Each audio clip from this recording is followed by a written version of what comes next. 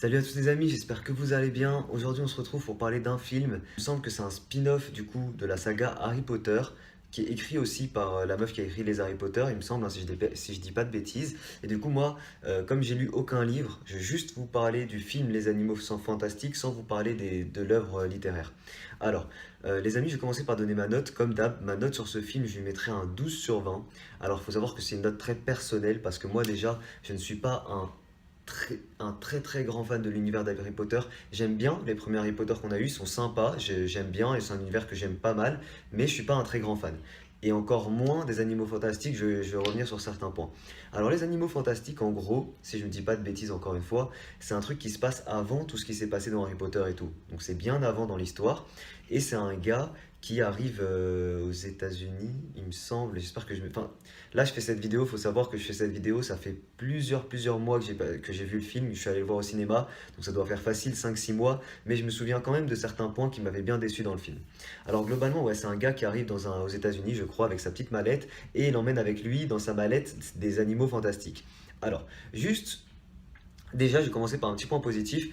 Il y a des trucs sympas avec les animaux fantastiques. Il y a des petits trucs sympas. Les animaux sont pas mal, sont beaux, sont bien designés. Donc ça, c'est assez cool et c'est assez bien fait. Par contre, en parlant de bien fait, il y a un truc qui, en l'occurrence, est très mal fait.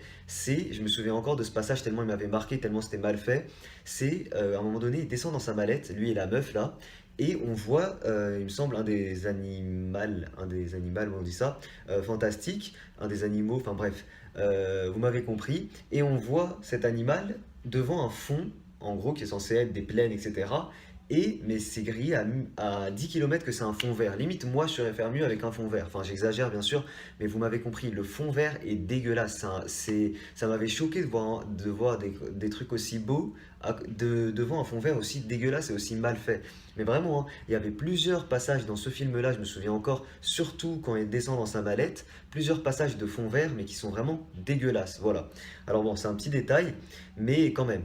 Il y avait d'autres trucs qui m'avaient déplu dans l'histoire. Alors déjà, je vais vous parler de l'acteur principal. Donc je crois que je me souviens plus comment il s'appelle l'acteur, mais celui qui joue Norbert, si je ne me trompe pas, il s'appelle Norbert dans le film. Et Norbert Dragonou, je crois, c'est un truc comme ça.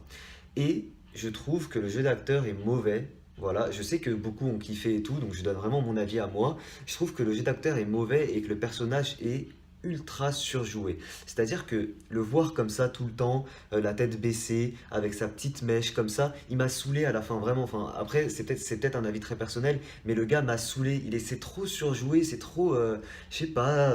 En fait, un acteur, et c'est ça toute la subtilité de jouer un acte, enfin d'être un bon acteur, il doit réussir à être dans le personnage, mais le jouer de façon naturelle, et pas montrer qu'il joue un personnage. Je sais pas si vous m'avez compris, mais c'est ça ce qu'un acteur doit réussir à faire. Et pour moi, là, il montre trop, en fait, on a l'impression de voir une scène de théâtre, et il montre trop que c'est pas lui, mais qu'il joue ce personnage, et qu'il veut trop en faire, du coup ça fait trop surjouer et pas assez naturel. Voilà.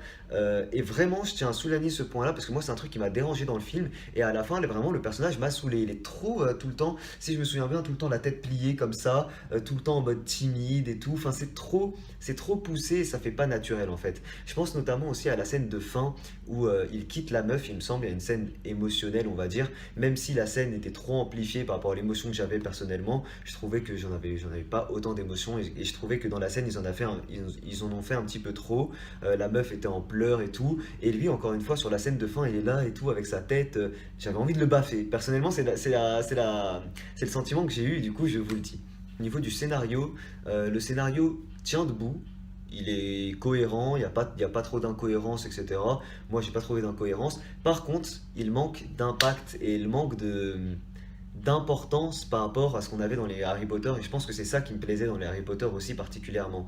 Euh, dans les Harry Potter, tout le scénario, on va dire, je vais prendre vraiment le scénario très très global, hein. C'est Voldemort, en gros, c'est Voldemort qui a tué les parents d'Harry, etc., etc. Et en gros, c'est ça le scénario.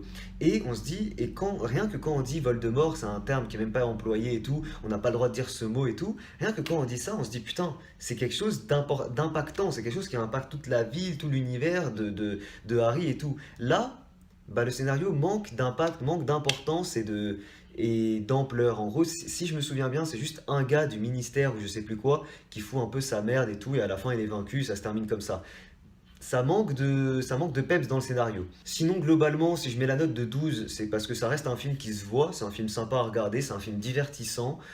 Comme je l'ai dit, il y a quelques points négatifs, mais quand même, les animaux sont assez bien faits. Je pense notamment à une sorte de rhinocéros. Ça fait longtemps que j'ai vu le film, j'arrive même plus à le visualiser en tête, mais je me souviens qu'il y avait un animal fantastique en mode rhinocéros qui était assez bien fait, et il y avait une petite scène avec qui était sympa, donc voilà, c'est un film divertissant et tout, mais pour moi, il vaut pas plus qu'un petit 12. Voilà les amis. Bref, je veux pas que cette vidéo dure trop longtemps, je vais m'arrêter là. N'hésitez pas à me donner vous votre avis sur le film si jamais vous l'avez vu. Si jamais vous l'avez pas vu, n'hésitez pas à aller le voir et revenir me donner votre avis. Moi je vous dis à très vite pour de nouvelles critiques. Ciao tout le monde.